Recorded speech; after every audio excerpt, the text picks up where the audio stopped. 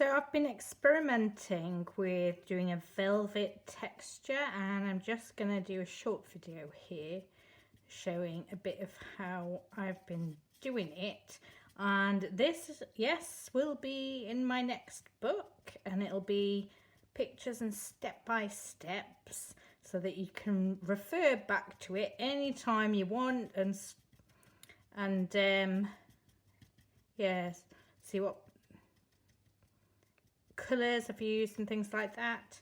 So, but I'm just showing a little snippet for you, and because velvet's, oh, it's not super easy, is it? I mean, you've got smooth, you've got to have texture in it as well as smoothness in it, and yeah, for it to obviously look like it's a fabric.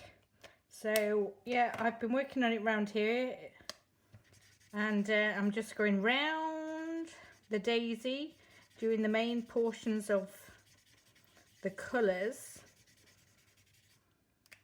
as I go.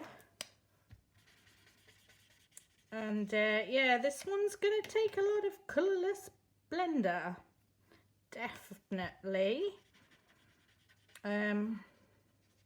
So yeah, if you want to have a go at this when my new book comes out, then stock up on some extra colourless alcohol marker blenders if you want to do my velvet. Yeah,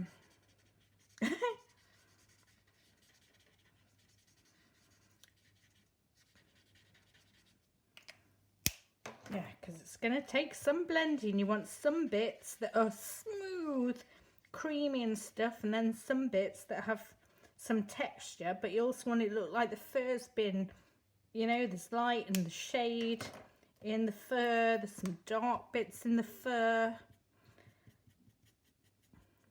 and yeah, it's one of those things that's easy once you've got it pegged down and worked it out. And I'm on that stage. Anyway, I'll finish up and I'll come back and show you. So I've filled in majority, well, I have all the colours here, and it's yeah, getting this smooth areas. That's what you want, sort of some smooth bits and some with flecks and texture. That's my take anyway on colouring some velvet. And so I'm doing highlights here, just using a white, it's a white Prismacolor pencil. Use whichever brand that you have or wish to have. And I'm just doing some tiny little flecks, not on all of the areas, mainly sort of coming from this way, you know, showing where some light is. I don't want too much detail because I don't want it to, you see, I might have gone overboard in some of these. I don't want it to look like it's embroidered, so you know, I want it to look like smooth, plush, so just a little bit, but I suppose just doing an edge that's a bit sort of furry and a bit lighter than using my colourless blender has got it to. So, and then a bit, I haven't worked on this yet, just a bit softy. Yeah, just soft. I'll work on this. As I said, this is still a learning curve for me. And then I was deciding whether to do a full-blown piece in this technique.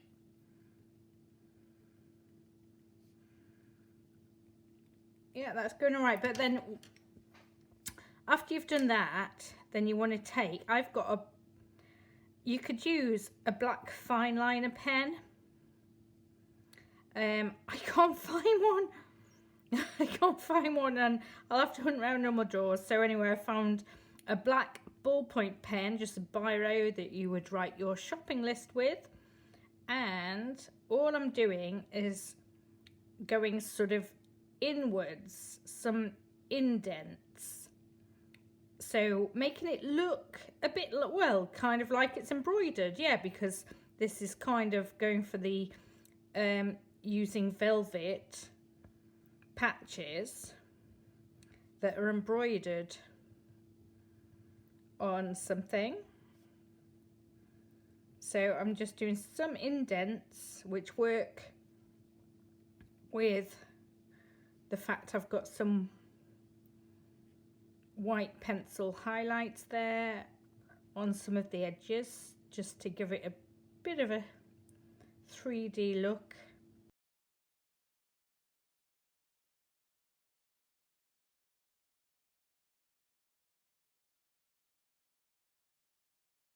Anyway, I'm happy with this. I'm going to carry on with this, and then after that it'll just be a case of simple adding some, you know, shadows to make it look like it's not floating in the air.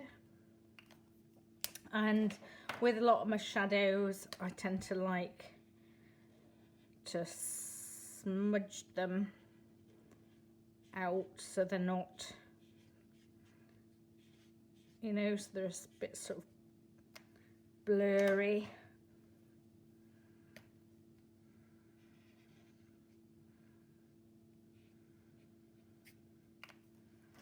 Let's try this one. Oh, went a bit much there, but I'll get away with it. And a bit here. And I just smudge that bit out. I haven't finished the edging yet, so I don't know why I'm doing that this early. But hopefully you get the idea. And yeah, I'm going to carry on and just finish this bit of the edging off. There's no point you watching me because you've got the idea, and it'll take a few minutes to do that. So okay. So I've finished all the edges off. Some of them I want smooth, and some of them, you know, as if there's some little threads coming in and out and stuff, but I don't want it all jagged. I think it looks best when some areas are smooth, and that's just the way I roll.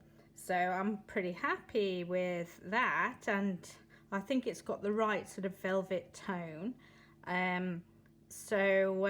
Yeah, that's that one. And a bit more blurring smudging with to get rid of what am I trying to say? The darkest colour was too much of showing up as lines and stuff, so I've smudge blurred that in using the previous couple of shades, lighter shades, to make it blur. I'm just putting that frame on because I think, well, it doesn't get rid of my descriptions and messiness, but hopefully that makes that look a little bit better. And then what I did over the last day, because I filmed this and then I carried on saying, oh, was I gonna do a picture of it all? Loads of stuff in velvet. Anyway, I did. So I printed off this, which if you've watched some of my previous videos, you'll recognise this picture that I also did it as a totally frozen blues and icicles piece in one of my other YouTube tutorials, which if you want to look, you'll be able to look back on. The only thing I suppose I haven't done is a bit of shadows. I could ask myself actually the question. I could do the background as a velvet thing. Yeah, I could. But I haven't. I don't. That's only just occurred to me now. But anyway, I haven't. I'm just going to do a bit of shadow just for showing you. And I'm smudging, blurring, just using a grey, smudging, blurring it out.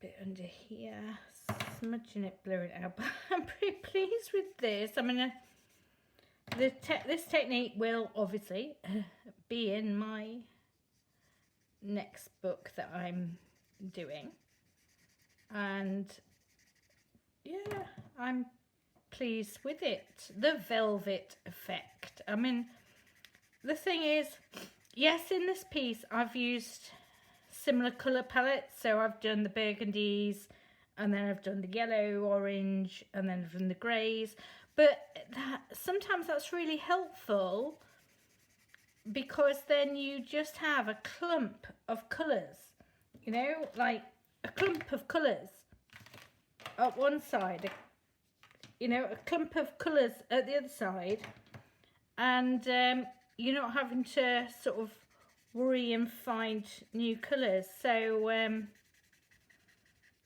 yeah, sometimes just for the odd thing, it's nice to have,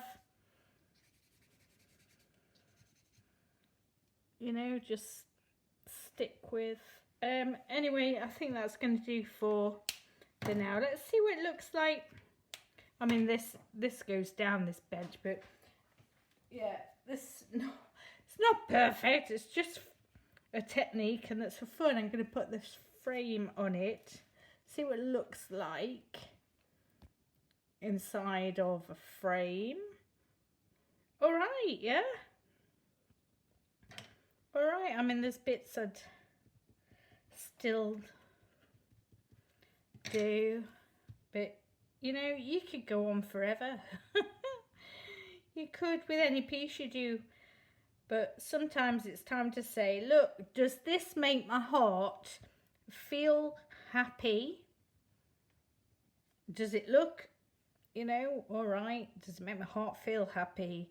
And then just, you know, we could have a few little threads coming out. But does it make my heart feel happy? Am I glad I did this picture? Yes, I've enjoyed it, like it, and hope you have too. So I'm going to call this one a happy finish. All right, enjoy the video. Bye.